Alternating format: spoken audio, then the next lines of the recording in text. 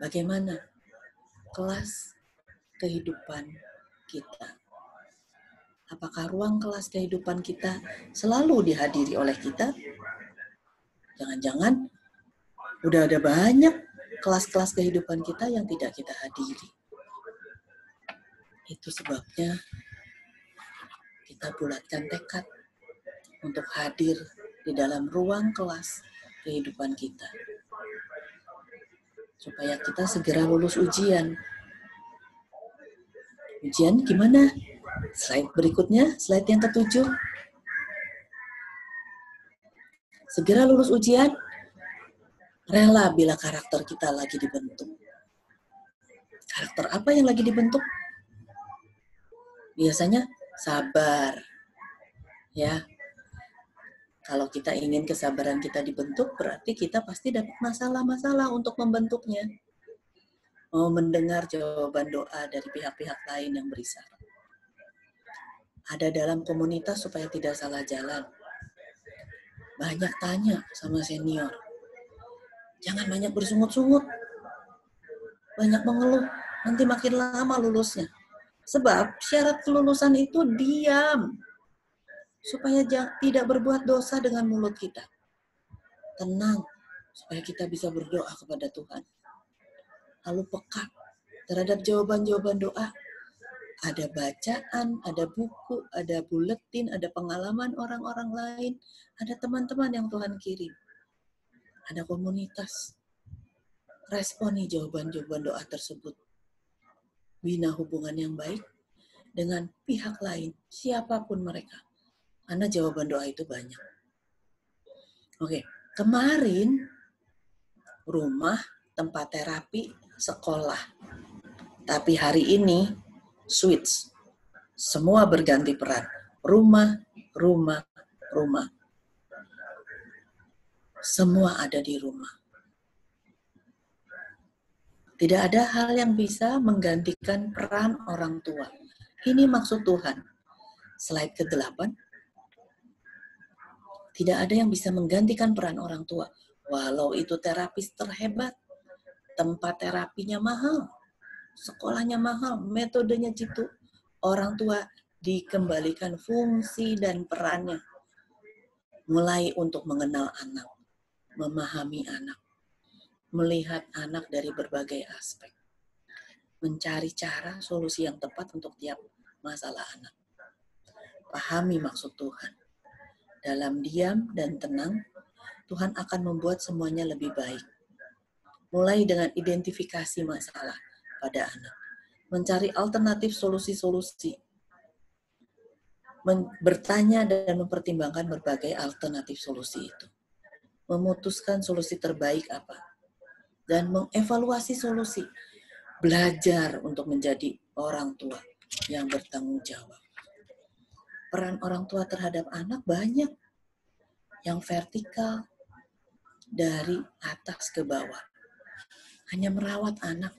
Hanya melayani anak, hanya mengajari anak, hanya membimbing anak, menasihati anak, mengarahkan anak, mengawasi, mengatur jadwal, melatih anak, memandirikan anak, mengevaluasi kembali masalah anak. Yang horizontal, yang sejajar bagaimana? Kita menganggap anak sebagai bagian dari kehidupan kita yang seimbang, yang sejajar, memperhatikan tahapan pada anak.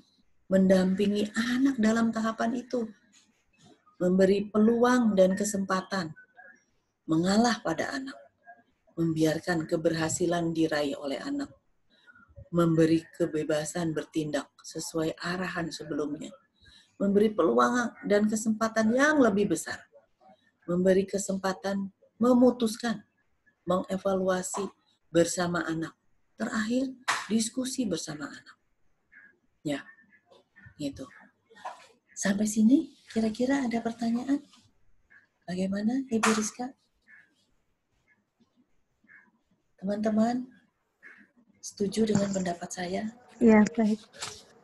Ya, ada pertanyaan mungkin sampai di sini sebelum Bu Ani melanjutkan. Mungkin bisa kasih jempolnya kalau memang ada pertanyaan.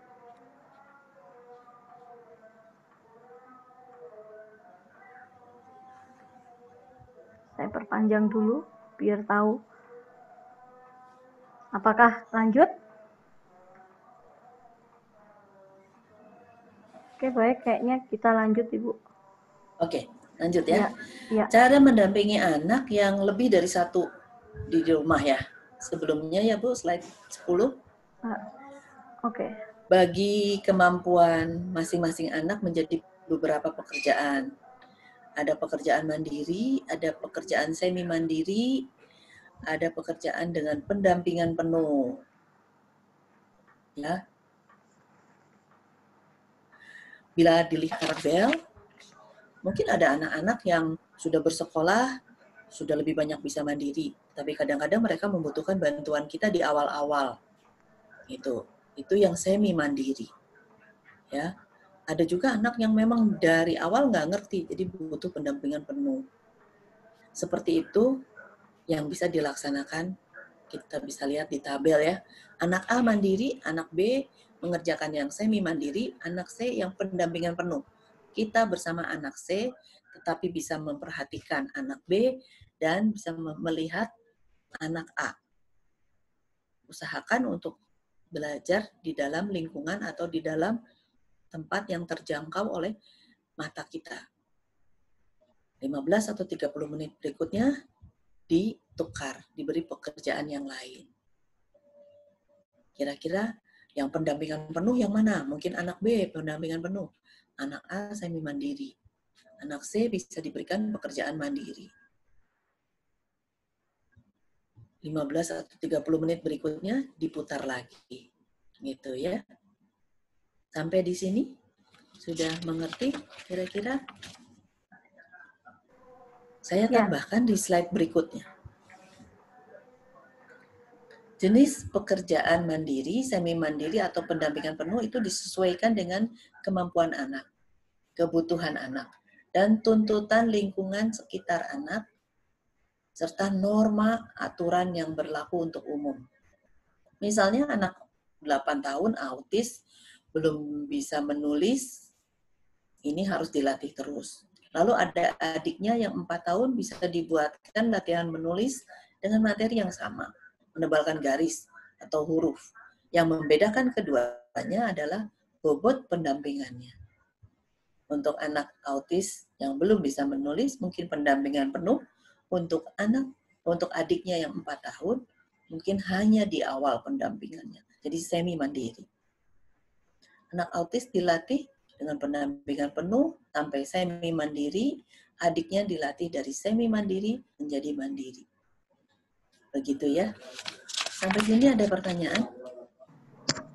Iya, jadi sepertinya memang perlu pencatatan juga ya Bu ya untuk setiap kemampuan, karena kan tadi ada switch nih antara maksudnya ada pembedaan atau pembagian mana yang mandiri, mana yang perlu pendampingan penuh, mana yang jadi kita kan nggak bisa melakukan mandiri ya udah ini perlu pencatatan bahwa kemampuan apa yang termasuk mandiri, kemampuan apa yang termasuk semi mandiri, dan kemampuan apa yang termasuk pendampingan penuh, sehingga kita bisa punya target.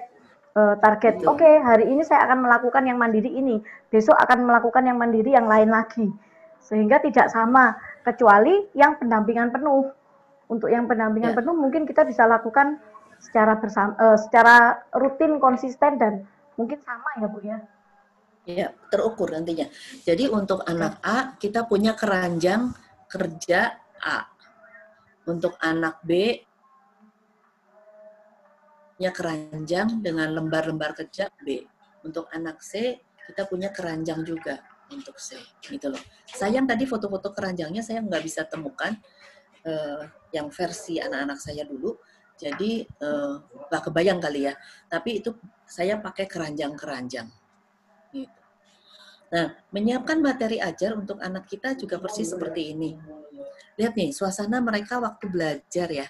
Itu di kiri bagian bawah. Anak saya yang sulung itu yang kaos putih. Yang kedua itu adalah yang di meja atas tapi yang sebelah kiri. Yang ketiga ini yang di meja kecil yang di bawah. Jadi kita punya jadwal belajar bareng-bareng. Ya, Bapak Ibu bisa bayangkan ya kegiatan di rumah kami 3 anak dengan jarak kelahiran 4 tahunan. Ya. Jadi saya tuh nggak tamat-tamat belajar menulis lagi, ngajarin terus gitu loh. Ya. Itu. Kelihatan ya. Nah, terus ada materi-materi ajar yang perlu kita siapkan juga di keranjang-keranjang itu, gitu loh. Bersama dengan alat-alatnya. Kalau sekarang kan zaman sekarang udah lebih enak, tinggal Google atau Pinterest langsung bisa cari apa gitu. Kalau dulu saya bikin sendiri tuh, banyak yang bikin sendiri. Terus di pojok kanan atas itu anak belajar memasak. Berarti kita menyiapkan materi ajar untuk memasak. Masuk resepnya, belanjanya, semua kita siapkan sama-sama. Itu alat-alatnya semua kita siapkan sama-sama. Di bagian bawah, kanan bawah itu anak-anak belajar melukis. Bertiga untuk satu lukisan. Ya. Jadi satu lukisan kita dapat print dari internet, lalu mereka diminta untuk melukis dalam satu kanvas bertiga. Berarti kita harus siapkan semuanya dari kuasnya, kanvasnya, catnya, tempat ngaduk catnya, itu semuanya kita harus siapkan. Persiapan sama dengan perencanaan untuk sukses. Tanpa persiapan, kita nggak bisa meraih kesuksesan itu. Oke, ini kebayang ya jadinya ya. Slide berikutnya, kita bisa mengatur waktu prioritas untuk diri kita sendiri, untuk pasangan, untuk anak autis, untuk lain, untuk rumah, untuk orang lain yang ada di dalam rumah. Misalnya ada mertua kita, ayah ibu kita, sosialisasi di media sosial, nah ini hati-hati. Ya. Ingin saya tanyakan mana yang paling banyak menyita waktu. Apakah ada yang perlu diubah menurut prioritasnya? Jadi kita perlu untuk membatasi diri kalau bukan prioritasnya. Ya. Mari kita ganti peran kita menuju kehidupan yang lebih baik. Selesai sampai di sini materinya, sekarang kami serahkan kepada Bu Rizka. Oke, baik. Ya, terima kasih Bu Ani, cukup banyak memahami tentang apa yang sudah disampaikan. Tapi ini waktunya tinggal kurang 10 menit sepertinya. Kita buka satu penanya aja dulu, jadi nanti sekitar 5-7 menit, kemudian kita nanti sambung ke sesi yang kedua ya. Nanti yang mau melanjutkan di sesi yang kedua, boleh langsung ikut bergabung dengan ide dan password yang sama. Gitu ya, saya buka untuk satu penanya dulu. Silahkan, mungkin bisa diberi jempolnya. Tentang persiapan atau tentang kemandirian atau apapun tadi, bagaimana cara kita melatih di rumah atau bagaimana? Boleh? Masalah yang terjadi di rumah. Oke, baik. Saya buka untuk Mama Iksan. Ya, silahkan Ibu. Gak ada jempol. Sudah dijempol. Malam Bu Rizka, Ya, Bu malam. Ani. Ya, malam Ibu. Malam. Iya, yang ingin saya Ibunya Iksan, autis dewasa, usia 17 tahun, anak terang. Yang ingin saya tanyakan, persiapan untuk menuju apa Bu ya? Persiapan tuh maksudnya dari segi sana memasak, itu persiapan apa aja yang harus dilakukan, terus itu untuk kemandirian, bina diri, itu yang ingin saya tanyakan. Kalau Saya langsung jawab ya, Bu Rizka. Boleh. Oke, kalau Mama siapa tadi, Iksan ya? Iksan, iya Iksan. Mama Iksan, iya. Mama Iksan mengikuti Facebook LRD member tentu bisa pernah membaca mengenai denah rumah ya. Denah rumah itu adalah ruang-ruang yang ada di dalam rumah yang menjadi patokan bagaimana anak kita nanti bisa diajar untuk mandiri. Denah ruang yang pertama adalah toilet. Jadi dia harus bisa toilet training, buang air besar, buang air kecil, mandi, semuanya dilakukan dengan baik dan lengkap sendiri. Itu loh, targetnya begitu, Bu. Yang kedua, seputar meja makan. Seputar meja makan, di ruang makan itu dia bisa ambil makanan sendiri, makan dengan baik, sesuai dengan norma-norma yang berlaku di rumah ibu dan di tempat umum. Itu yang kedua. Yang ketiga itu seputar kamar tidur. Kamar tidur dibereskan, dibersihkan, gitu loh. Nah, lalu yang keempat itu seputar dapur. Jadi Ibu bisa lihat di Facebook LRD member itu tentang denah rumah.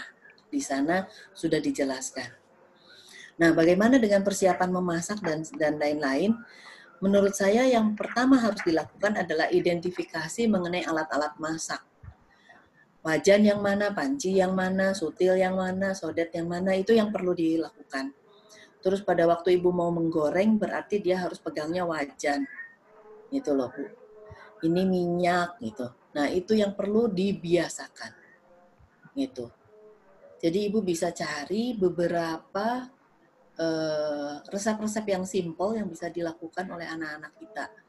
Ceplok telur dulu, atau dadar telur, gitu kan. Nah, itu bisa dilakukan. Lalu nanti bikin bihun instan. Itu bisa dilakukan di awal-awal. Tunggu sampai mendidih. Mendidih itu seperti apa? Ini loh air mendidih. Gitu. Nah, itu bisa dilakukan. Koordinasikan dengan tempat terapi, dengan Ibu Rizka, supaya programnya dibuatkan juga. Gitu loh. Tapi yang penting adalah bukan hanya program dan langkah-langkah yang harus diberikan, tetapi adalah pengulangan yang konsisten. Gitu. Kira-kira gimana, Bu? Sudah lebih jelas? Kadang-kalanya saya sebagai orang tua kadang-kadang ada waktu gak konsisten itu, disiplinnya kurang. Disiplin lagi, nggak disiplin itu. Nah, cara untuk menemukan itu disiplin lagi itu gimana, Bu? Semangat gitu, biar lebih bersemangat lagi gitu. Kalau Ibu punya target, Ibu pasti disiplin. Kadang-kadang karena kita nggak punya target, kita nggak tahu harus bagaimana. Gitu. Kalau kita punya target, pasti bisa. Jadi ada target 1 bulan, ada target 3 bulan, ada target 6 bulan. Mungkin kalau usia segini, target 1 bulan itu berarti dia membantu ibu buka tutup gorden, nyalain lampu, matikan lampu luar, terus juga bisa buang sampah, gitu ya. Target 1 bulan. Itu membantu ibu. Target 3 bulan adalah bikin nasi goreng misalnya. Jadi tiap hari apa, pagi bikin nasi goreng, bikin menyiapkan sarapan gitu loh. Sini. Ya, itu yang untuk 3 bulan. Nanti target yang untuk 6 bulan, Ibu bisa carikan lagi target tertentu. Nah, kalau itu belum terwujud, belum tercapai targetnya, berarti Ibu harus ulang, harus lebih konsisten lagi, gitu. Ya. Jadi belajar untuk membuat target supaya kita juga lebih disiplin. Silakan, Ibu.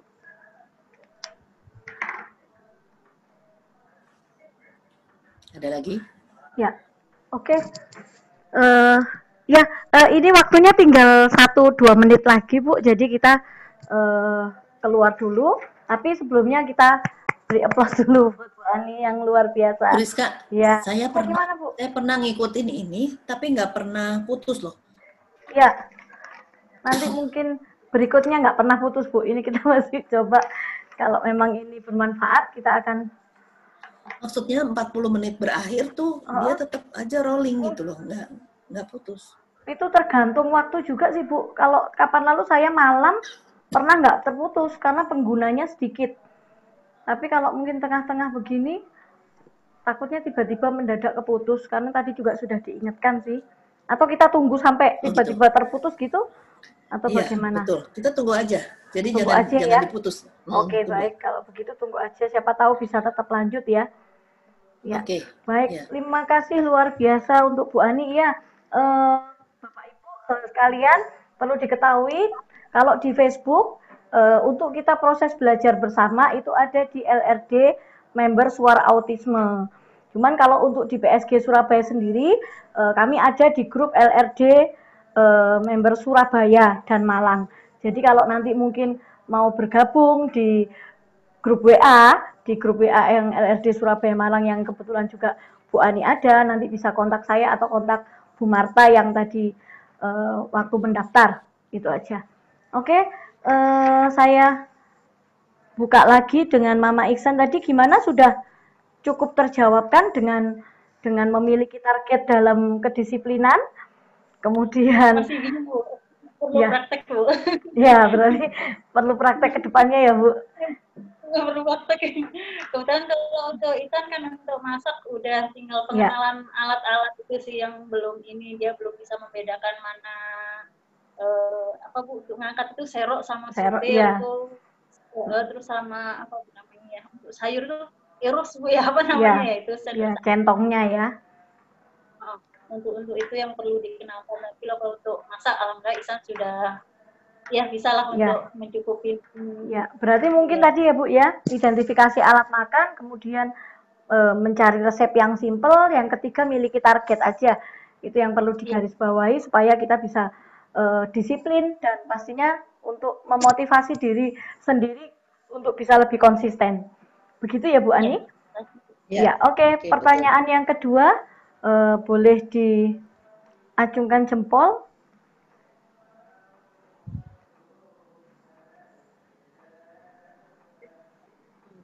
Adakah yang bertanya untuk yang kedua? Oke, baik Ibu Lindi ya. Ya. Silakan Ibu.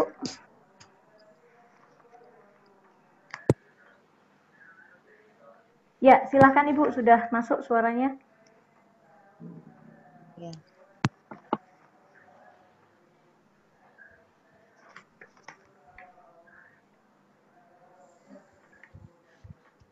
Nah, kok nggak masuk lagi ya Bu? Tadi sudah masuk, oke. Ya, mungkin jaringan. Ya, baik, pembagian waktu. Ya, pembagian waktu ini saya masih bingung, Bu, karena anak ini kan mengikuti sekolah negeri, masih di SD kelas 5. Jadi saya bingung bagi waktu antara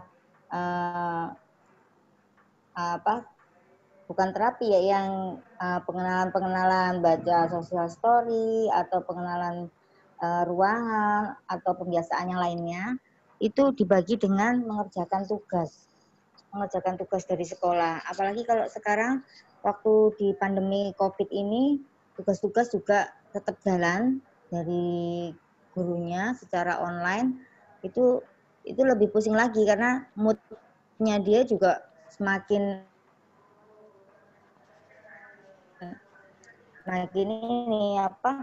makin naik turun tuh. Kalau di sekolah kan ada di sekolah jam sekian istirahat, jam sekian pulang, itu lebih teratur, itu lebih enak baginya, moodnya dia juga bisa lebih stabil. Tapi karena di rumah terus kelihatannya dia agak bingung.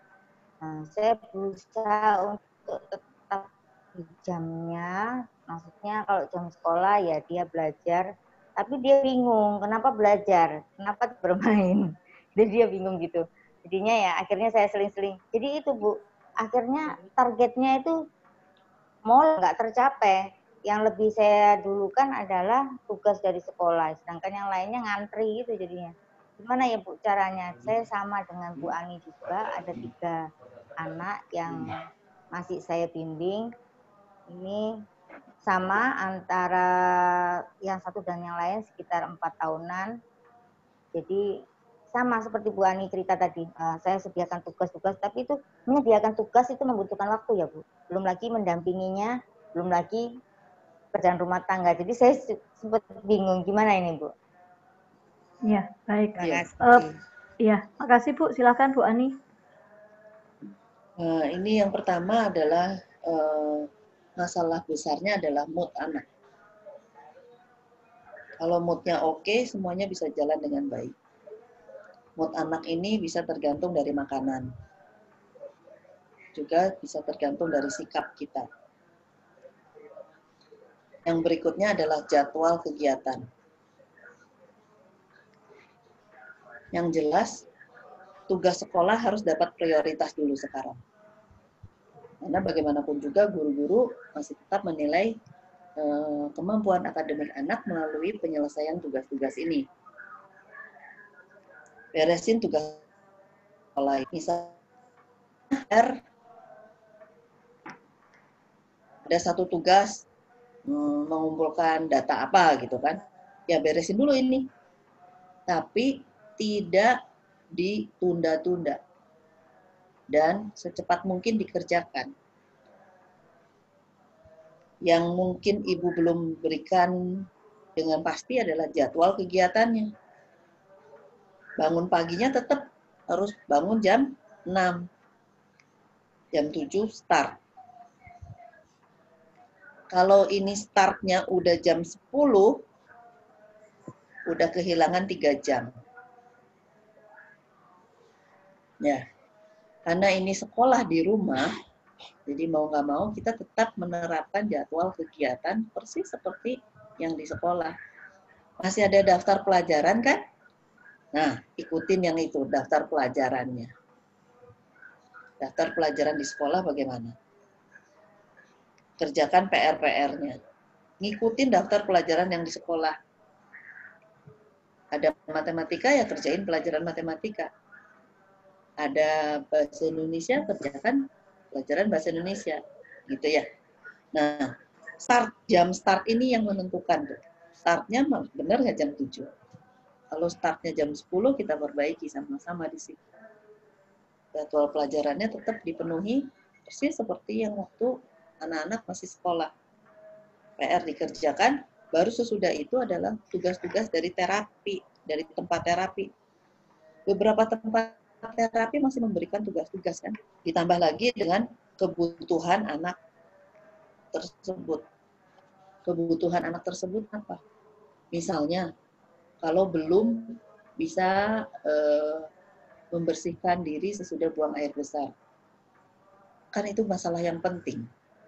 Nah, ini berarti anak ini butuh untuk dilatih di sana. Prioritaskan itu juga. Gitu loh. Tapi seperti mencuci piring. Kalau dari tempat terapi disuruh cuci piring, dilatih cuci piring, terus mamanya bilang, nggak sempet ngelatih cuci piring. Ya, kasih aja handphonenya sama Mbak. Suruh fotoin atau suruh videoin, anaknya dibiarkan cuci piring. Kan bukan pekerjaan yang betul-betul dari nol, baru dilatih di rumah kan. Mungkin dari tempat terapi sudah ada latihan-latihan itu. Jadi ini masalahnya adalah manajemen waktu. Manajemen waktunya ibu, manajemen waktunya anak, manajemen waktu bersama. Itu. Ya Bu ya. Kira-kira gimana Bu menurut Ibu Bu? Ya. Saya mengiranya ada ini Bu, image-nya anak ini kalau di sekolah tempat belajar. Jadi dia duduk tenang di kursi, dia nggak suka diajak bermain kalau di sekolah. Dia maunya nulis, belajar, ya gitu aja. Dia heran kalau saya perbolehkan sudah jam istirahat, boleh istirahat, boleh bermain, berhenti menulis. Itu dia masih bingung walaupun udah mulai ngerti kalau ada bel atau apa. Sedangkan di rumah itu tempat dia bermain. Jadi dia protes kalau saya bilang, ini waktu belajar. Tidak, dia pasti bilang gitu. Jadi saya mindahkan image-nya dia ini gimana, Bu? Kalau sekarang kan nggak sulit ya untuk menghubungi gurunya lewat handphone ya. Video call aja gurunya. Minta tolong, minta bantuan dari gurunya untuk ada bersama anaknya, duduk bareng dulu di kursi. Pertama, ibu memang harus sediakan meja dan kursi untuk dia belajar. Jangan di meja makan, jangan dikasih di dekat dapur. Gitu. Memang betul-betul pakai baju seragam. Beberapa anak pakai baju seragam tuh, saya lihat. Gitu. Dan gurunya langsung dihubungi online.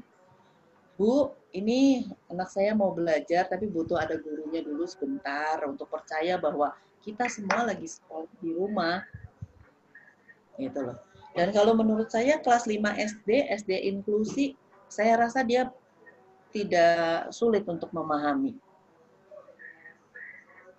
Ya Bu ya. Yang diperlukan adalah ibu tetap konsisten ya. Gitu. Bantuan gurunya sangat diperlukan untuk awal-awal. Gitu Bu. Ya, terima kasih Bu. Ya, sama-sama. Ya, baik. Berarti tetap ya Bu, orang tua memanajemen waktu anak siap dengan siapa dia belajar, kapan dia melakukan tugas, dan lain sebagainya. Sebab orang-orang yang ada di sekitarnya itu justru membantu, tapi tetap peran utama adalah orang tua yang memegang kendali. Betul. Ya, Bu, yang saya garis bawahi di sini. Saya juga berharap mood-nya itu dibantu dengan memberi makanan yang memang jangan sampai bocor. Kalau makanannya bocor ya mood-nya jelek ya itu mah jadinya semuanya jadi salah ya. Ya, biasanya apa Bu yang mempengaruhi mood itu rata-rata yang lebih banyak? Yang paling simpel aja gula lah. Misalnya nih, kalau pagi-pagi anak biasanya 6:30 udah berangkat, tapi karena dia tidak sekolah, jadi curi-curi misalnya kopi papahnya diminum glek-glek-glek, nah itu tuh itu udah rame tuh nanti sampai siang gitu loh. Jadi yang paling banyak di gula ya Bu ya untuk biasanya yang berpengaruh dengan mood anak ya. Oke, baik. Ya, baik. Terima kasih untuk penanya kedua. Kita sampai jam 9:30. Masih ada waktu sekitar 40 menit lagi. Ternyata bisa los ya. Ya, bisa los. Bisa los. Oke, baik. Penanya ketiga, dipersilahkan. Mungkin yang bisa berhubungan dengan materi Bu Ani tadi juga boleh. Iya, Bu Ani? Pokoknya kita janjian kalau putus kita nambah lagi gitu. Nambah lagi, ya. Siap. Ya, mudah-mudahan nggak putus. Ya, siap. Ada lagi teman-teman. Penanya ketiga, silakan. Selagi ada kesempatan. Yang jauh-jauh nih dari Palangka boleh. Ya. Bu Yuli mana Ibu Yuli dari Padang? Atau dari Padang boleh. Ya, Bu Liana. Ibu Eva ada nggak sih? Ibu Eva tadi gabung tapi keluar kok masuk lagi. Keluar saya ya? Enggak. Iya, sepertinya. Ya, baik. Pak Rofik. Boleh? Pak Rofik, ayo Pak Rofik tanya Pak Rofik. Ya. Ada lagi Bu Huisian?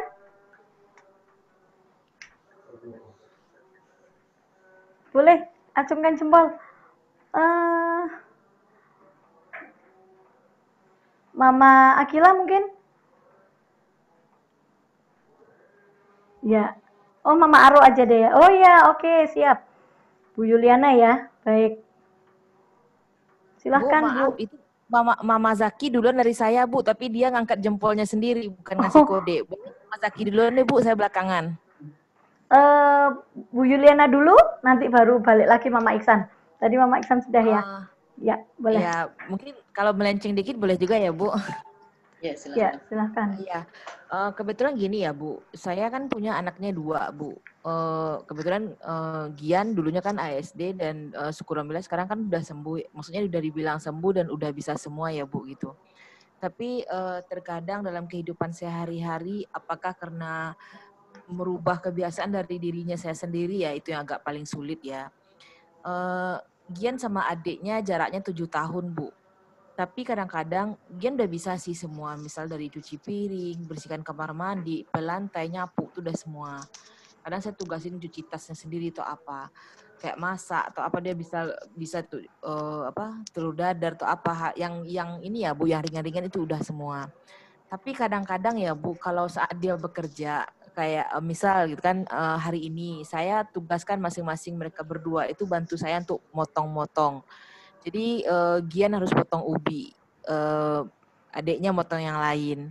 Tapi kadang-kadang misalnya gini, tiba-tiba Gian ada teguran sedikit. Tapi kadang-kadang kekhawatiran saya itu lebih sangat tinggi ke Giannya daripada ke adiknya gitu.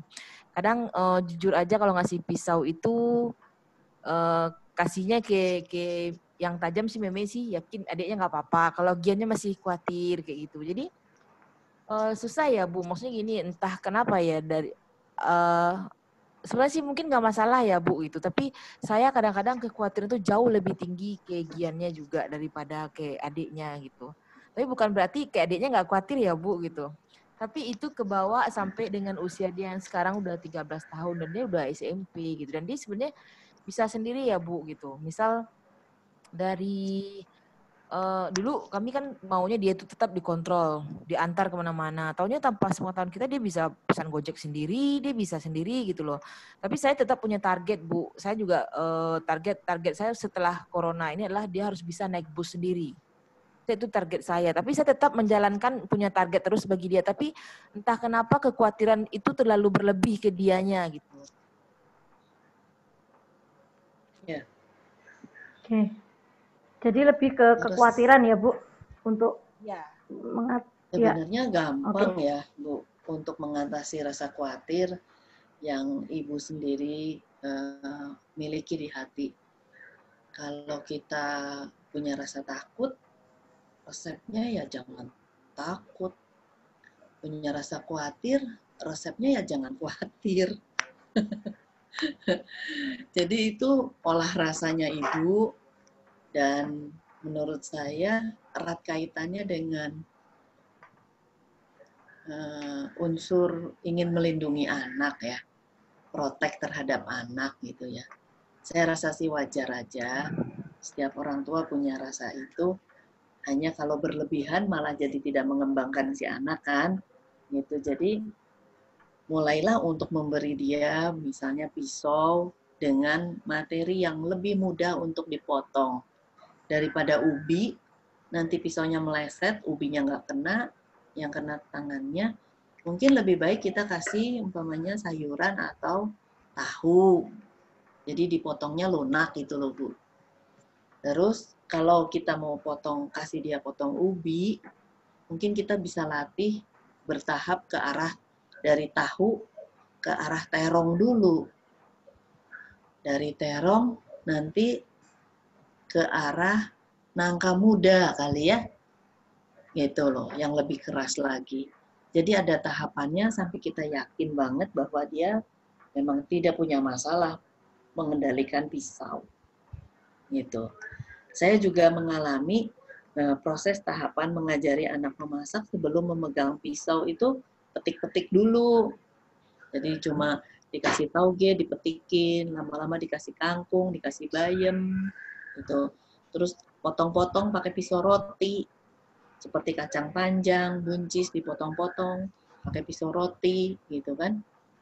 Jadi tahapannya sampai nanti ke arah ubi, gitu loh. Kalau ubi itu jadi target. Menurut saya itu Bu, supaya Ibu sendiri yakin bahwa dia bisa menghandle alat tajam itu, pisau itu, gitu. Nah, terus nanti untuk yang urusan ke bis sendiri, boleh juga Ibu tetap membimbingnya, tapi ada di jarak jauh gitu loh. Jadi dia duduk di depan, Ibu duduk di belakang. Gitu. Dia naik dari depan, Ibu naik dari belakang. Dia turun dari depan, Ibu turun dari belakang. Gitu. Apakah kebutuhan untuk naik bis itu memang mendesak atau harus dilakukan, harus dia bisa, harus bisa atasi? ya berarti harus diajarkan. Gitu. Ya. Tapi dengan dia memesan Gojek, memesan ini sendiri, itu satu kemajuan yang baik. Teknologi memang sekarang ada di tangan, kan? Jadi nggak susah. Baik Ibu, kira-kira gimana Bu Yuliana? Bukannya, tapi masih boleh satu lagi nggak Bu? Ya, silakan Bu. Ini sebenarnya gini ya Bu, ini juga kembali lagi mungkin kekhawatiran saya lagi gitu kan. Sekarang dia udah 13 tahun ya Bu. Saya itu sebenarnya udah dari berapa tahun sebelumnya sudah mempersiapkan dia untuk dia paham apa itu pubertas gitu kan.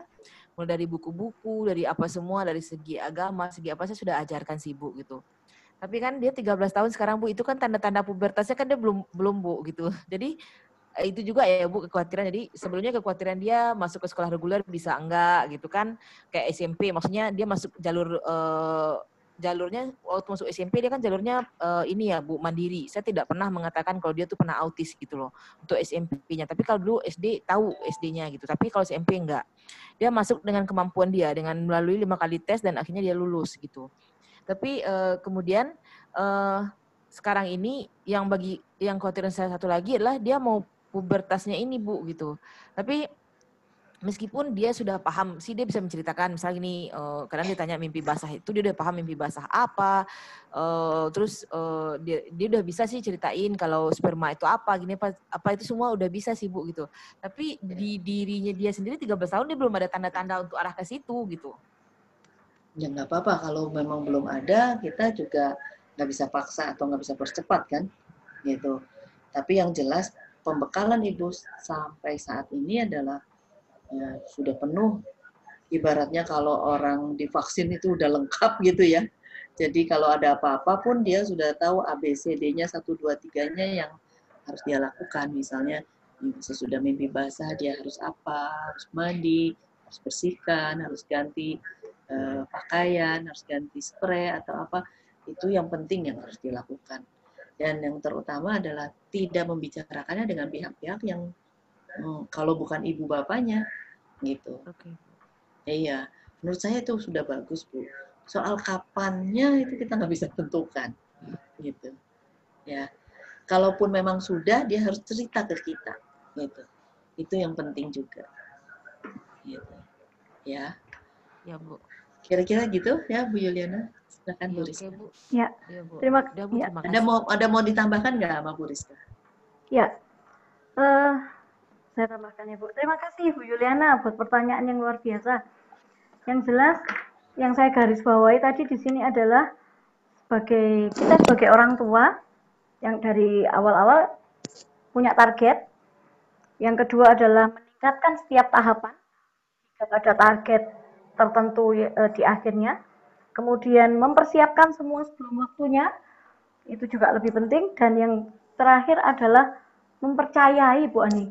Jadi percaya sama anak. Ketika target itu sudah diberikan, kita juga mempercayai anak.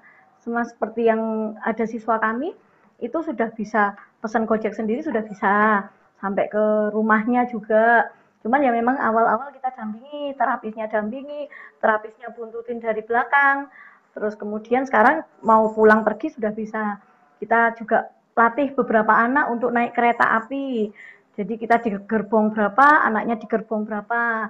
Nanti orang tuanya jemput di sana. Ini Bu Marta ini belum ini latihan ini.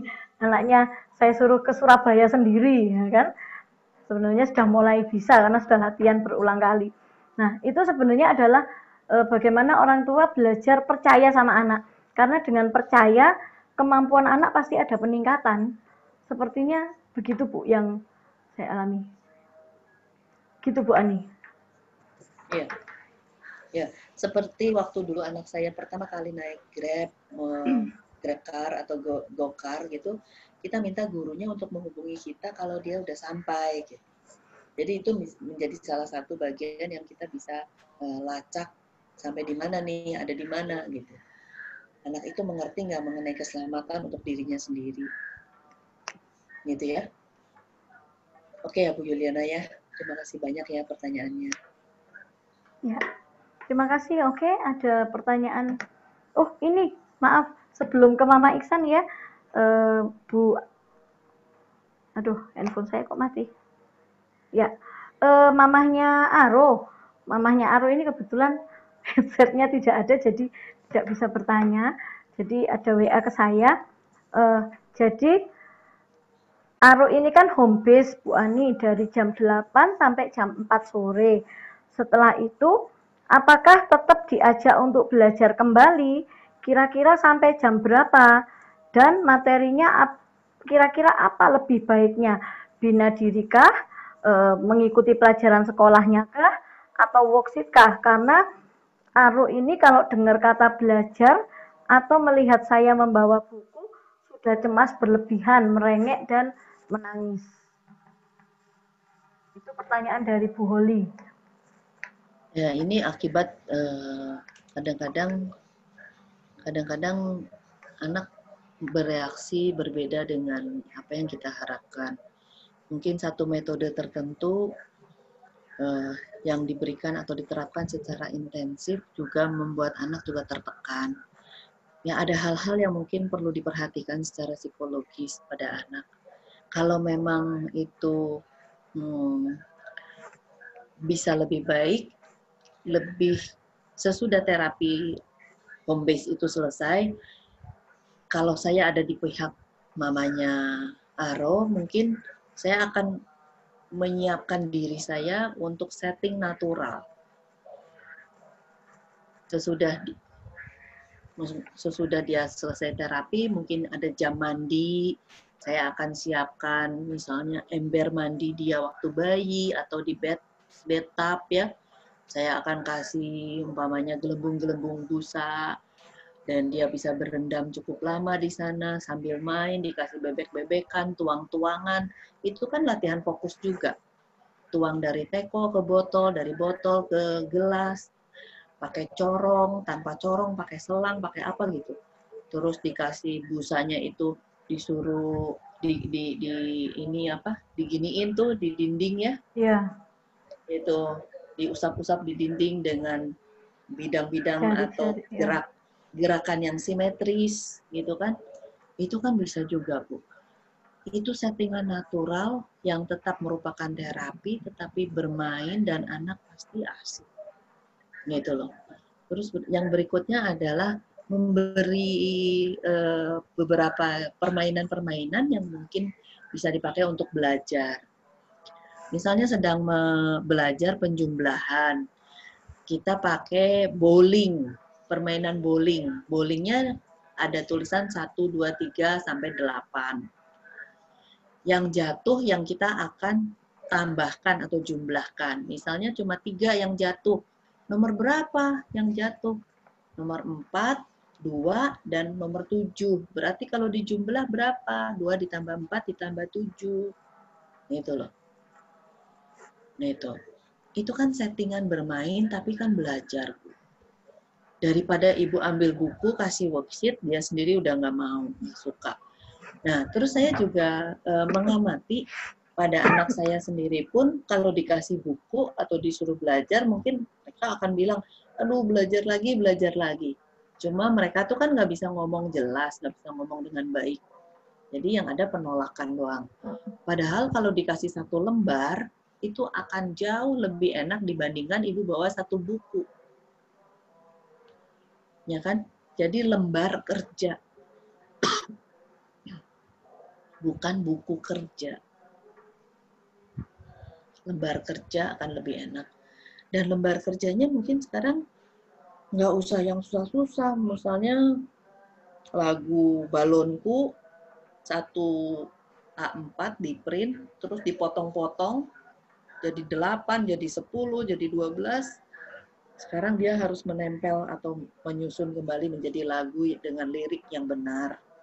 Karena tadi sudah dipotong-potong, dia harus sambil nyanyi, balonku ada, tulisan 5-nya di mana, gitu kan. Gitu.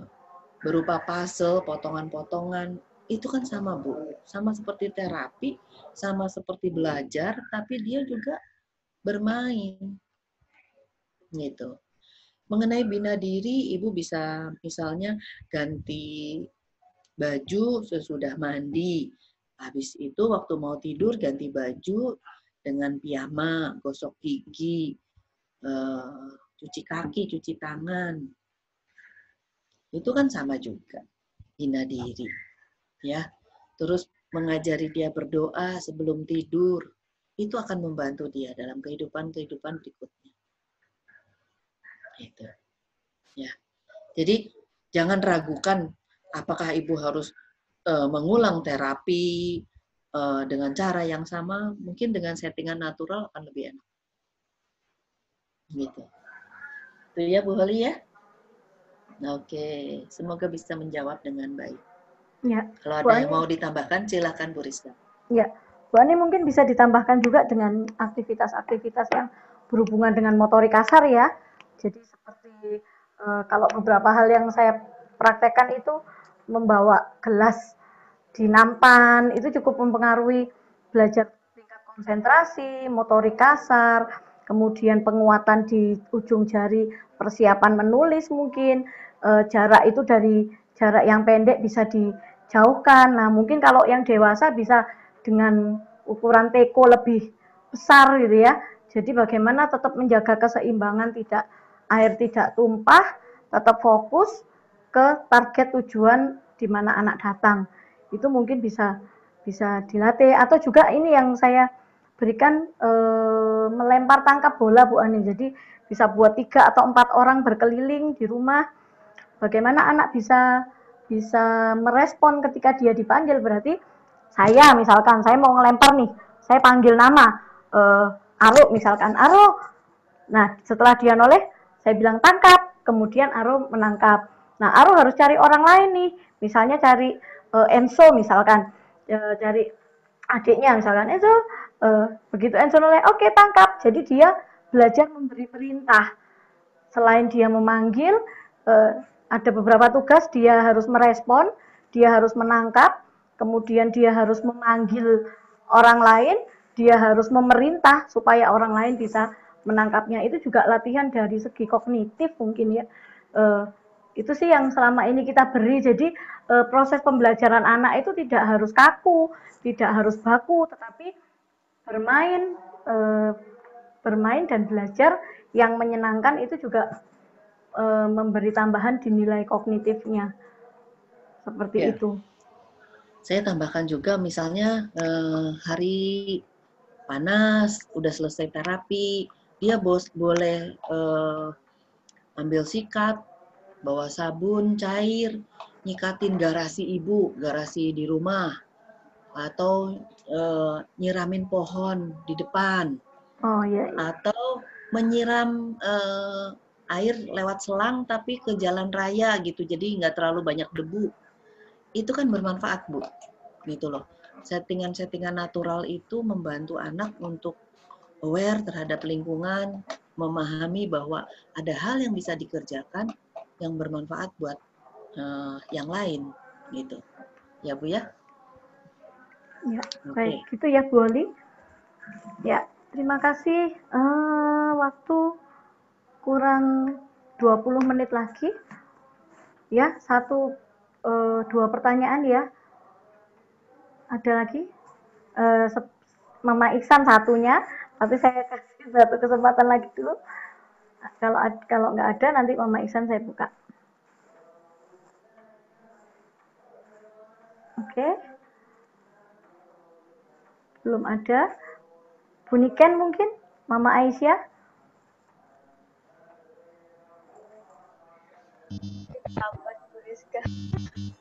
Ada pertanyaan?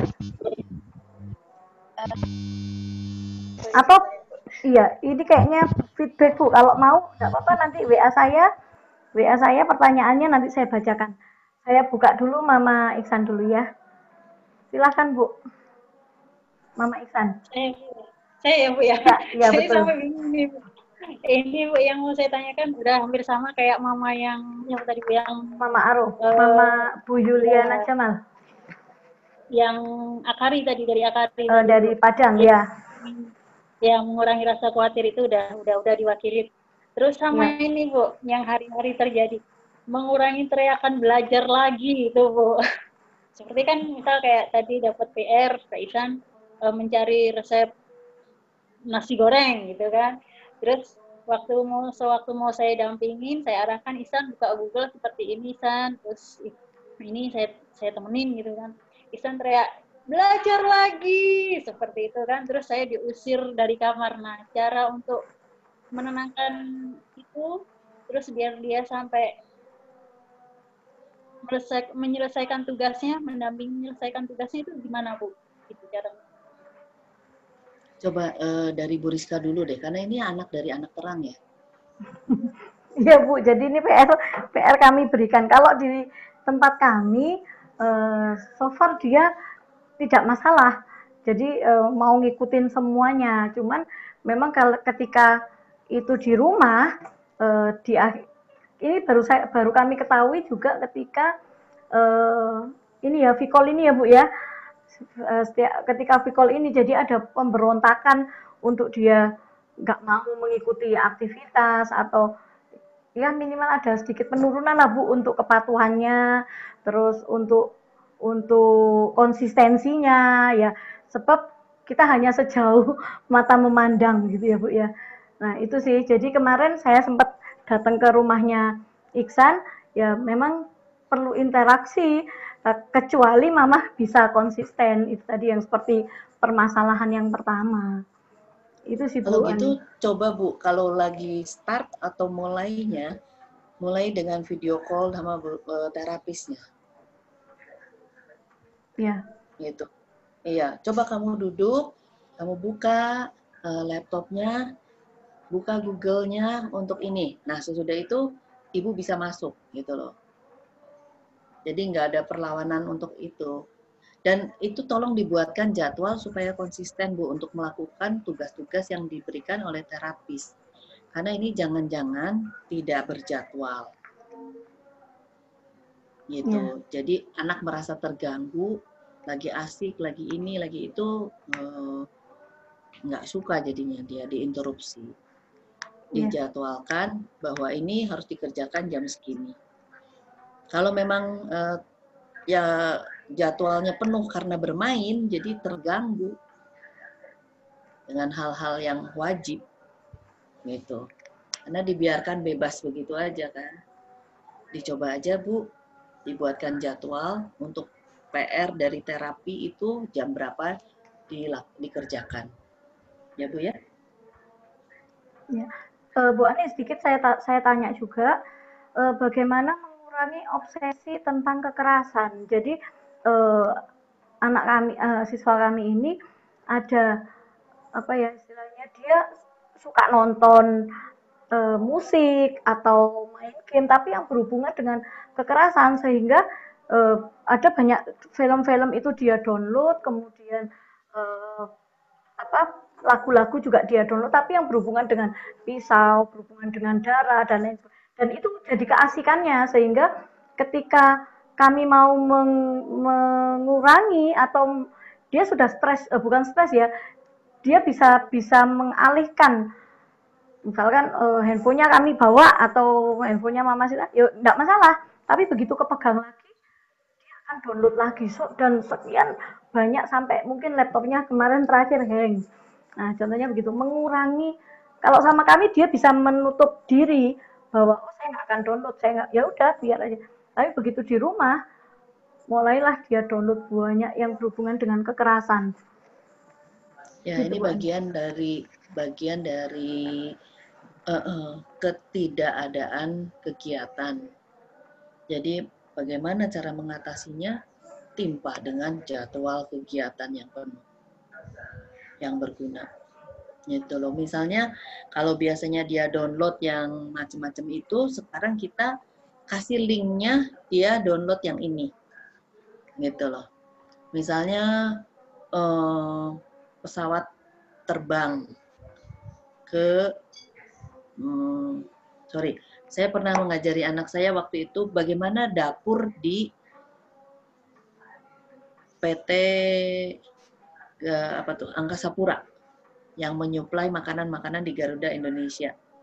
Jadi saya kasih linknya, mereka buka di YouTube, sesudah itu mereka akan mengisi beberapa isian yang saya udah siapkan. Gitu. Jadi mereka harus mendengarkan, harus melihat, harus nonton, sampai mereka betul-betul bisa mengisi itu. Memang mungkin harus berulang, harus diulang untuk mendengarkannya, tapi ada hal yang diisi dari pengulangan video, nonton video YouTube itu. Gitu. Ya, gimana Mama Iksan? Kira-kira bisa begitu ya? Terima kasih. Saya harus masih banyak belajar nih Bu. Ya. Terima kasih. Ya. Jadi satu rangkaian ya itu ya Ibu ya. Ya, satu rangkaian. Jadi sebenarnya obsesi ini karena kita tidak menyediakan banyak kegiatan yang lain. Kita tidak menyediakan diri untuk berdiskusi, kita tidak menyediakan peralatan-peralatan atau alat-alat permainan atau olahraga lainnya. Ya, dan yang terutama dietnya beresin. Ya, karena ketidakpatuhan banyak bocor dari diet juga. Oh iya. Ya, oke. Silakan berikutnya. Ya oke. Yang berikutnya ini ada dari Mama. Ya Bu Juliana, terima kasih. Ini Bu Juliana pamit. Terima kasih sudah bergabung. Ini ada pertanyaan dari Ibu Niken. Bagaimana cara pembagian waktu untuk terapi, EBE, fisio, dan latihan-latihan yang lain untuk anak saya yang masih belum bisa mandiri dan saat ini memiliki adik usia 2 tahun yang masih sering juga minta perhatian dari saya. Anaknya yang spesial umur berapa, Bu Niken?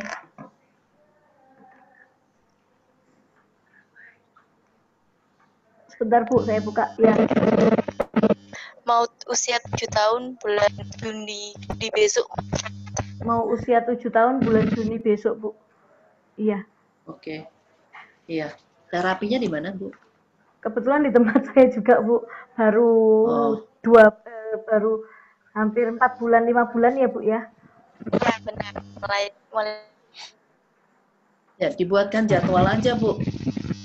Hariannya. Iya, Bu Ani, sebentar saya potong. Kebetulan anaknya ini ada sejarah kejang.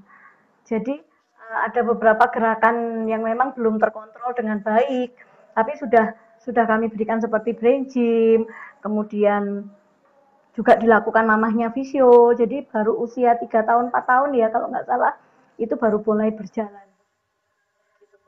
Cuman ini karena ada kondisi adiknya kan, jadi kemungkinan kebingungan dalam penanganan membagi waktunya. Di on Ibu Nikennya. Oh ya.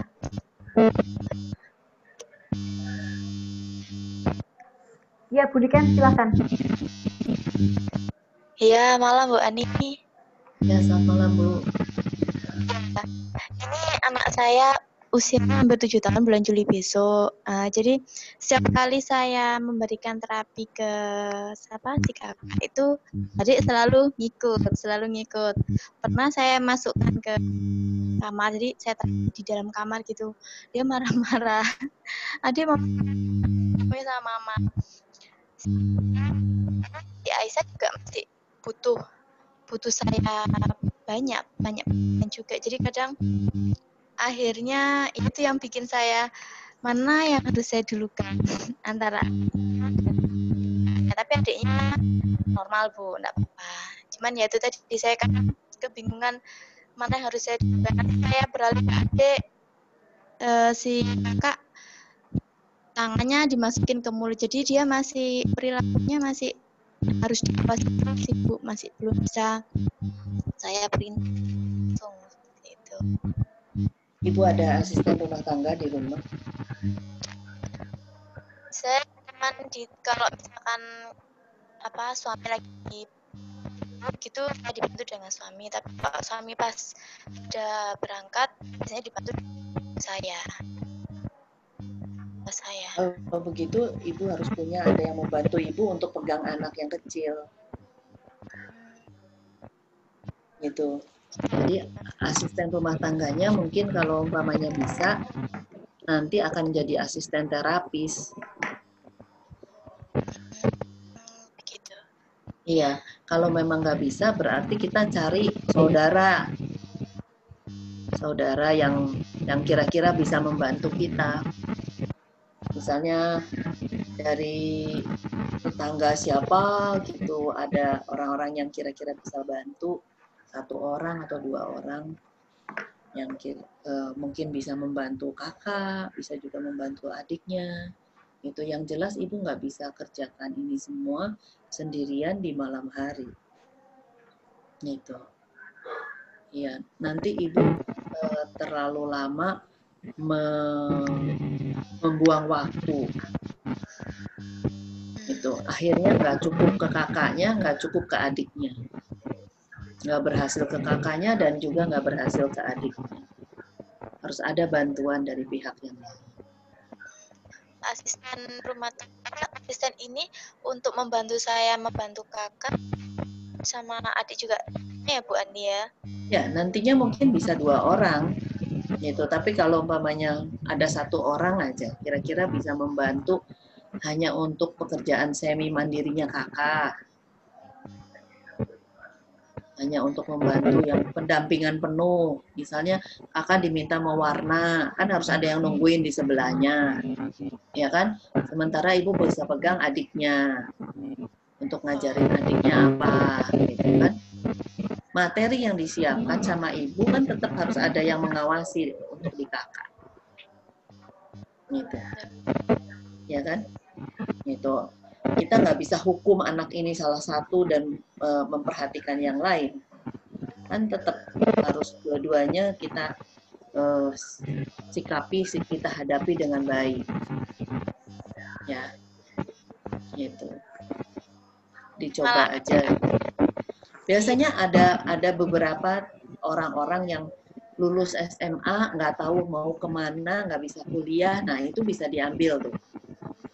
Jadi ART tapi rada berpendidikan gitu loh, bisa membantu ibu jadinya. Atau lulusan SMP juga lumayan, gitu. Ya. Juga. Kira-kira gimana, Bu Rizka gimana? Ada masukan lain nggak?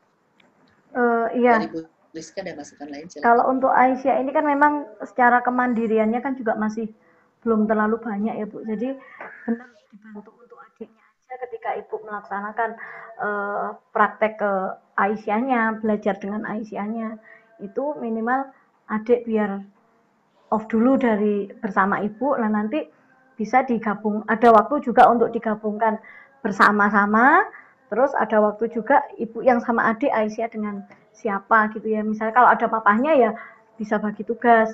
Jadi bisa waktu berempat, bisa waktu Aisyah dengan papahnya, adik dengan ibu, bisa ibu dengan kakak, terus papahnya sama adiknya. Nah kalau ada orang lain ya nanti bisa itu kayaknya pengaturan ya Bu Ani ya, pengaturan rolling pengaturan orang yang bersama. Ya bisa berempat, bisa bertiga, bisa berdua dan lain sebagainya. Sepertinya begitu. Betul. Gitu. Jadi kalau lagi ibu hanya bertiga sama adiknya, ibu nggak bisa kasih tugas-tugas yang perlu pendampingan penuh ke si kakak. Ibu perlu kasih tugasnya yang bisa mandiri kakaknya. Misalnya hanya berjalan dari ujung jalan ini ke ujung kamar ini ke ujung kamar sana, gitu. Atau jangan dikasih yang susah-susah gitu loh. Atau mungkin yang lagi bareng-bareng kita setel lagu anak-anak, kita kasih tamborin misalnya. Jadi cuman sama-sama untuk menepuk tamborin sesuai irama. Itu dua-dua anak pasti akan bisa menikmati. Begitu ya, Bu? Iya. Ya, silakan Bu Rizka. Ya, begitu ya, Mama Aisyah. Ya, baik, terima kasih. Ada satu lagi. Bu, saya mau tanya ini. Sekarang saya, bagaimana mengatasi anak yang sudah menjelang dewasa dengan pemikiran dan perkataan yang menjurus kepada seksual? Jadi, dia mungkin menggambar hal-hal yang berhubungan dengan seksual atau pornografi, kemudian mungkin dia membayangkan terus kemudian sehari-harinya apa istilahnya perkataannya menjurus ke sana gitu kan. Misalkan dia menggambar ketiak lah, menggambar apa bulu rambut kah, kemudian menggambar kadang ngomong ini saya pernah ngobrol sih sama dewasa ini, jadi maaf ya, jadi saya agak sedikit buka. Dia bilang bahwa penis tidak di mulut gitu Bu Ani, dan saya bilang nggak bisa, Bu, itu sakit penyakit itu katanya begitu. Tapi ketika diajak ngomong ke situ, sepertinya dia menikmati banget. Nah, ini yang bisa keluar. Bagaimana dengan yang tidak bisa keluar sehingga dia hanya berpikir dan akhirnya keluarnya dalam bentuk gambar. Itu, Bu Ani. Yang pertama, mungkin ini arahnya exposure. Jadi terekspos terus-menerus di pikiran dia, awalnya di mata. Expose ini ada di mata. Lalu terkopi di pikiran masuk ke otak kecil, Bu. Jadi yang bisa dilakukan adalah menimpanya dengan kegiatan-kegiatan yang lain yang bisa dikerjakan. Dan terutama yang bisa mengeluarkan keringat secara fisik. Kasih latihan yang melelahkan. Ini anak-anak, ciri khas anak-anak yang terlalu banyak ada di belakang meja, tidak banyak kegiatan. Gitu. Dan kalau berolahraga jangan kasih berenang. Karena di kolam renang, di area kolam renang terlalu banyak expose lewat mata lagi. Jadi ini mungkin bagian yang pernah terekspos agak lama, jadi dia membayangkan jauh lebih banyak daripada yang kita bisa lihat. Gitu. Sementara itu, orang tua boleh mempertimbangkan untuk memutuskan hubungan dengan gadgetnya. Karena expose dari gadget melalui mata juga itu mungkin kita nggak bisa halangi terus. Jadi putuskan hubungan dengan gadget, kasih program yang jauh lebih melelahkan, lebih memacu dia. Misalnya kalau sudah lari keliling komplek 3 keliling, bisa umpamanya mulai belanja di tukang sayur untuk menyiapkan makan siang. Mulai pikirkan mau masak apa. Dari tadi malam tuh kita udah catetin mau masak apa. Terus karena mau masak ini dia butuh apa aja bumbunya. Nah itu mulai diiniin. Ya. Saya mau exposure terhadap mata diminimalkan dengan tidak membawanya ke tempat-tempat yang sauna, berenang, pijit, dan hal-hal yang buka-buka baju, memperlihatkan lekuk-lekuk tubuh. Itu dibatasi, kalau bisa dihapus. Nah itu. Ya. Nah, terus bagaimana kalau dia bisa, bagaimana kalau dia menggambar hal-hal yang menjurus ke arah sana? Berarti kita harus order gambarnya harus apa. Kita harus pesan seperti ke para pelukis terkenal. Oh nanti kita mau pesan gambarnya gambar ini loh. Kira-kira gambar matahari, sunset atau pantai atau musim gugur gitu Bu. Ya. Order yang jelas. Gitu supaya dia tidak melenceng kreativitasnya ke arah sana lagi. Ini exposure dari mata tersimpan di pikiran masuk ke otak belakang, ke otak kecil. Ya. Kalau untuk order atau memesan gambar sih sudah kita lakukan sih Bu Ani. Cuman kalau terkadang pas saat sendiri misalkan orang tua lagi ngapain, nah dia muncul nih menggambarnya. Jadi inisiatif untuk menggambar sesuai pesanan belum. Makanya ordernya jangan gambar kecil-kecil. Itu ordernya harus dalam bentuk kanvas besar. aku minta kamu menggambar di kanvas ukuran 50 kali 70.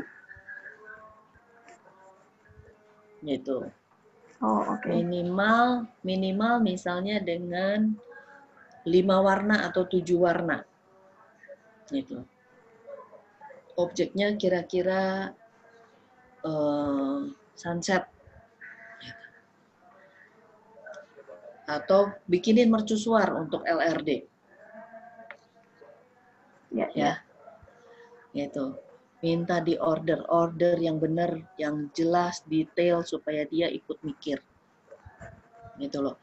Jadi semua hal yang nggak bagus, semua yang terobsesi itu harus ditimpa sampai yang diobsesikan tenggelam. Gitu ya, Bu? Ya, oke, baik. Siap, Bu. Nanti kita akan praktekkan untuk yang ini. Kita akan info orang tuanya. Ya, baik. Sudah lebih dari ini. Ada tambahan, Bu Ani, mungkin sebelum kita tutup? Silakan. Ini ada pertanyaan lagi nggak? Boleh, masih ada Bu Ani? Nggak apa-apa, masih ada pertanyaan, bisa? Ya, oke, silakan jempolnya. 1 aja ya, Bu Ani ya? Oke. Ya, oke. Mama Sidan, oke, siap.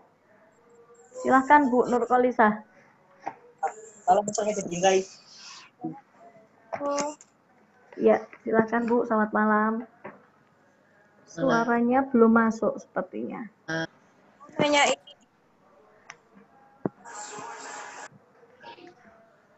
Ya, silakan Bu, suaranya. Ya, Iya, selamat malam, silakan. Bu.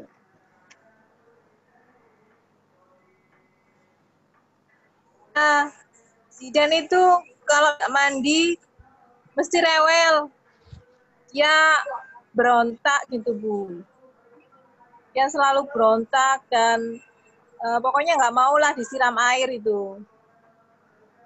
Terus kalau sudah disiram beberapa kali, saya paksa, sudah nggak mau, terus dia suka dikotorin itu, airnya itu minta dikotorin, entah itu mainannya dimasukin, entah itu apa, pokoknya dibuang-buang lah airnya itu.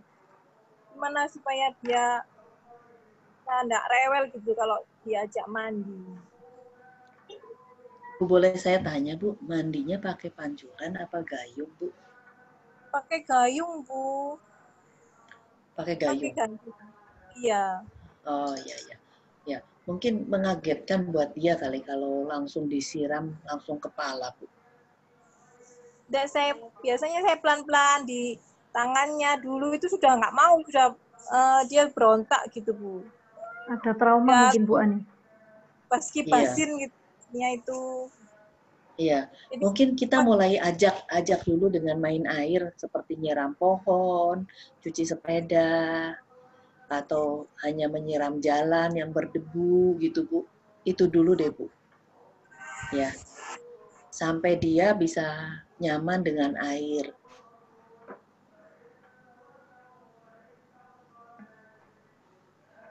Iya. Kalau pakai pancuran, Bu? Boleh kalau memang mau dicoba pakai pancuran, tapi nggak bisa mendadak dia langsung dipancur dari atas ya, dari sini ya. Kan mungkin harus kaki dulu, betis dulu, paha dulu. Gitu. Ya Bu ya. Kita buat nyaman dulu dengan air, misalnya cuci sepeda, siram jalan, atau cuci garasi gitu. Itu dulu deh Bu. Ya. Gitu. Iya. Gitu. Kadang-kadang saya izinkan anak-anak saya juga untuk hujan-hujanan. Jadi kalau sudah hujan sekitar 10 menit, kalau sudah hujan 10 menit, saya kasih anak saya keluar untuk hujan-hujanan. Itu. Dan itu melatih. Gimana, Bu? Kalau hujan-hujan dia senang, suka dia kalau hujan-hujan. Tapi kalau sudah mandi tuh dia mesti, ayo Dek, mandi Dek.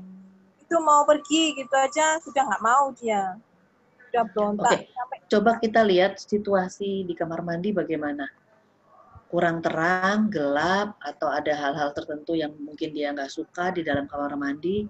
Karena kalau hujan-hujanan suka, berarti dia nggak masalah terhadap air, kan? gitu.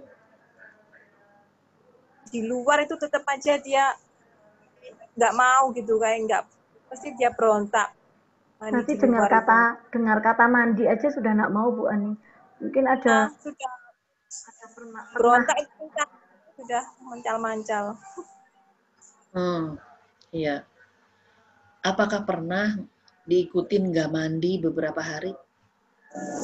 Enggak, Bu. Oh, ya kalau pas sakit itu kan saya basuh aja badannya. Pas Nah, ini duduk, dia. Iya, jadi dia ya. merasa nikmat, merasa dapat kenikmatan itu dengan dibasuh, gitu loh. Apalagi kalau sakitnya 3 hari, ya dibasuh 3 hari. Dimaklumin untuk tidak mandi. Itu kemungkinan Mungkin dari dasarnya situ. suka mandi. Itu Suka waktu mandi. hamil. Waktu hamil ibunya nggak suka mandi. pengaruh ya Bu Ani ya itu? Iya, pengaruh. Terbawa. Iya. Iya, kalau waktu hamil ibunya gitu, ya gitu anaknya. Tapi berarti Mungkin dengan konsistensi kira-kira bisa berubah Bisa. nggak Bu Ani? Bisa ya. Bisa. Intinya disiplin Makanya dan jangan sampai konsisten. jangan sampai nanti ibu memaklumi untuk tidak mandi, ya udahlah nggak apa-apa, udah marah-marah nggak usah dimandiin, saya juga mau tenang. Nah itu tuh. enggak, Bu. Ya. Enggak. Oke, gitu ya Bu ya. Bu Ani. Sama-sama Makasih. Ibu. Iya. Jadi terkadang permakluman itu yang membuat konsistensi itu berubah. Ya, kemudian Hancur jadinya. pikirnya, aduh Kalau sudah dia daripada saya pusing. Iya. kalau Daripada nggak panas tinggi, jangan sampai nggak mandi. ya. Kalau nggak panas tinggi. Atau gitu. mungkin pas diseka itu dibilas itu ada Enak nikmat kan? saat dia dipijit atau dia Betul. itu. Iya, Jadi dan dia dilayani seperti raja. oh iya. Gitu. Ibu datang dengan kasih gitu kan. Iya. Iya. Ya terkadang ya betul. Saya aja sendiri yang orang tua juga anak saya kadang masih seneng saya layani, Bu. Kadang bisa Iya, ngomong ke orang tua, jangan dilayani anaknya, tapi saya sendiri, oh iya kasihan dia. Pikiran-pikiran itu yang memang harus kita kalahkan, yang harus kita singkirkan untuk bisa memandirikan mereka, untuk bisa membuat mereka bisa lebih fight lah intinya, siap lah dalam hidup khususnya. Ya, baik. Begitu Bu Ani, ada pertanyaan? Sudah ya, selesai ya. Kita akhiri malam hari ini. Terima kasih luar biasa. Nanti resumnya saya dan Bu Marta akan buat. Terus ini videonya, ini saya rekam tapi saya belum pernah mencoba nge-share rekaman ini. Nanti kalau bisa ya kami akan share. Materinya boleh dibagi Bu Ani? Boleh, silakan. Iya, nanti setelah ini kami akan membagi materinya. Yang mau bergabung di grup LRD di Facebook, silahkan bisa langsung aja LRD Suara Autisme di Facebook. Kalau di LRD Surabaya di WA bisa kontak saya atau kontak Bu Marta, nanti kami akan masukkan. Jadi nanti info-info penting bisa ada di situ semua. Begitu ya.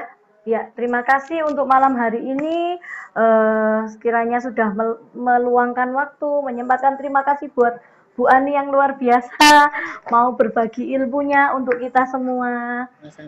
Ada pesan-kesan Bu Ani terakhir sebelum mengakhirinya? Oke, terima kasih teman-teman atas waktunya. Kita semua memang dalam kondisi yang harus selalu di rumah, jadi tetap harus semangat mengisi waktu dan hari-hari kita dengan baik, supaya anak-anak kita juga tidak ada yang mundur, tapi tetap semakin maju, semakin bisa untuk lebih berkembang dan bertumbuh dengan baik. Terima kasih buat 21 partisipan yang masih tetap bersama kami sampai detik akhir. Terima kasih banyak buat teman-teman yang stay tune sampai akhir ya.